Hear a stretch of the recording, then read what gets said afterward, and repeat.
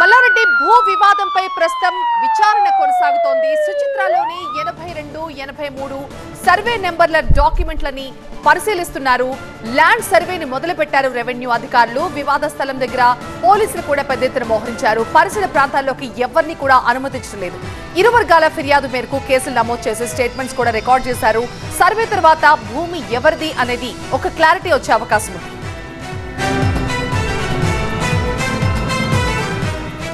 తమకు ఎలాంటి సమాచారం ఇవ్వకుండానే రెవెన్యూ అధికారులు ల్యాండ్ సర్వే చేస్తున్నారంటున్నారు ఎమ్మెల్యే మర్రి రాజశేఖర రెడ్డి. టీవీ9 తో ఆయన ఎక్స్క్లూజివ్ గా మాట్లాడారు. పోలీసుల తీరుపై అనుమానాలు వ్యక్తం చేస్తున్నారు.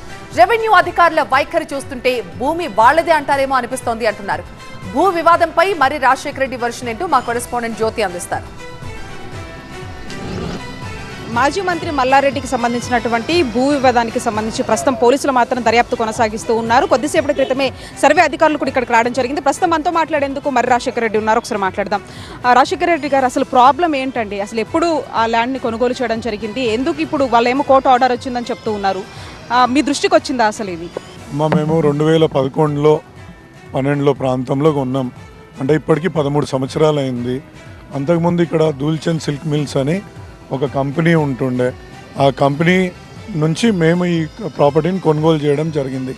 దాని తర్వాత మేము ప్రాపర్టీ ట్యాక్స్ ఏవైతే రెగ్యులర్గా ఇక్కడ కొన్ని షెడ్స్ ఉంటే దాన్ని లీజ్ అవుట్ చేసుకొని రెంటల్స్ వాటి కరెంట్ బిల్లులు కూడా చెల్లిస్తున్నాం. America, there is an inheritance tax. In India, you don't have that.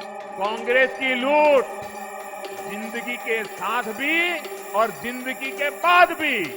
Our manifesto combines ideology with effective administration, with delivery that is long overdue.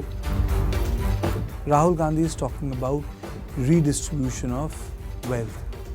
You know, these are the things people are alert to. They want to know, what does Congress say when you say redistribute wealth?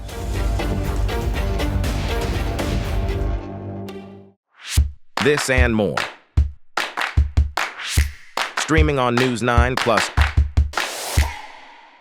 So అప్పటి నుంచి లేని immediately ఇవాళ వచ్చి వీళ్ళు మా మీద పడిపోవడం మాకైతే ఆశ్చర్యంగా ఉంది. మేము అడుగుతున్నాం ఏంటంటే, if at all survey number 82 అనేది 17 ఎకరాలు మిలిటరీలో కొంచెం పోయింది, ఈ రోడ్ కొంచెం పోయింది, మా ప్రాపర్టీలో ఉంది, తర్వాత మా ప్రాపర్టీ వెంకాల అపార్ట్మెంట్స్లో ఉంది.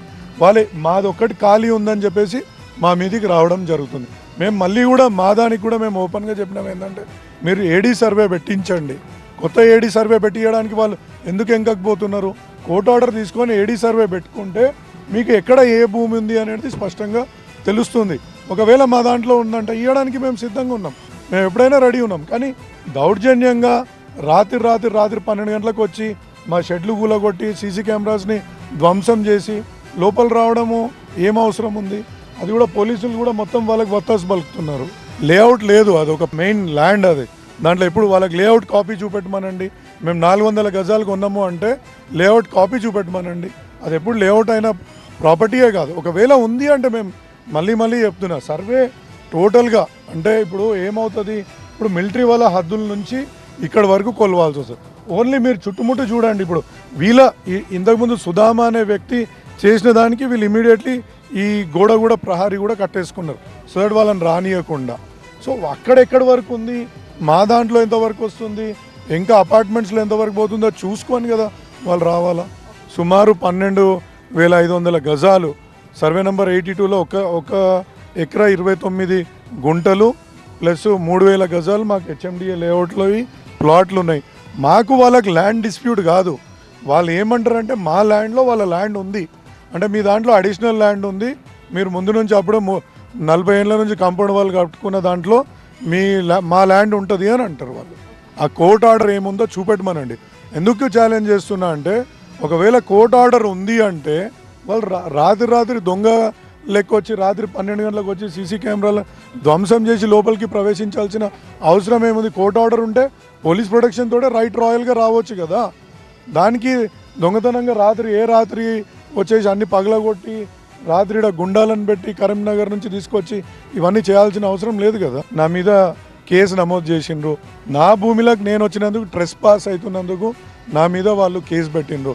ఈ విధమైన విడ్డూరమైన చర్యలు మేము చూస్తున్నాం. దౌర్జన్యంగా వచ్చి తమ ల్యాండ్లో వాళ్ళకి సంబంధించినటువంటి ల్యాండ్ ఉందని చెప్పేసి ఈ విధంగా పాల్పడడం మాత్రం చాలా అన్యాయం అని చెప్పేసి చెప్తూ ఉన్నారు. దీనికి సంబంధించి పూర్తి స్థాయిలో కూడా మేము కంప్లైంట్ కూడా ఇచ్చాము, తిరిగి మా మీద కూడా కంప్లైంట్ చేశారు. కాబట్టి పోలీసులు అంతేకాకుండా సర్వే అధికారులు కూడా పూర్తి స్థాయిలో కూడా ఈ విషయానికి సంబంధించి ఒక కొలిక్కి తీసుకొచ్చేటటువంటి అవకాశం అయితే కనిపిస్తూ ఉంది. జర్నలిస్ట్ వెంకట్తో కలిసి జ్యోతి టీవీ హైదరాబాద్.